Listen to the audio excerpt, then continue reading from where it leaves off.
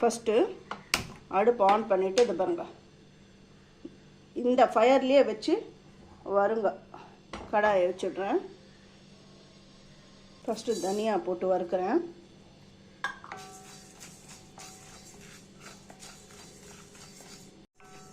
நல்லா வறுபட்டுடுது. இதை நான் எடுத்துடுறேன்.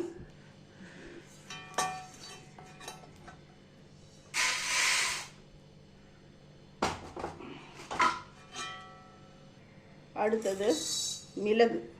இந்த மிளகை சேர்த்து வறுக்கிறேன். மிளகம் நல்லா வறுபட்டுடுது. இந்த மிளகையும் எடுத்துடுறேன். அடுத்தது சீரகம்.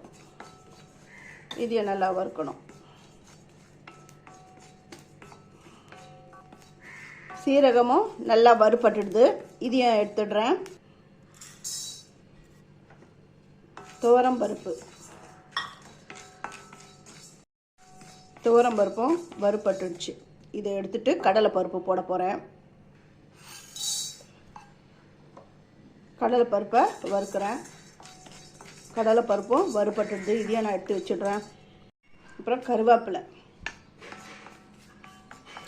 நல்லா கையில் வந்து நொறுங்குற அளவுக்கு இது ஃப்ரை ஆகணும்.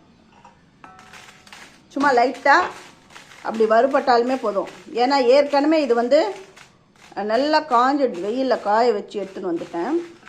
கொஞ்சமாக உப்பு.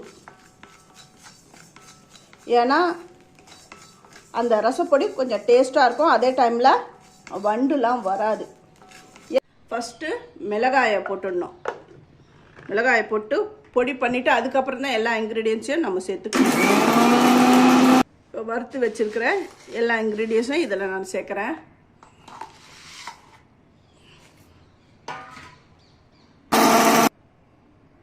இப்படி ஓப்பன் பண்ணும்பொழுது அந்த ரசப்பொடி மணம் அவ்வளோ நல்லா இருக்குது.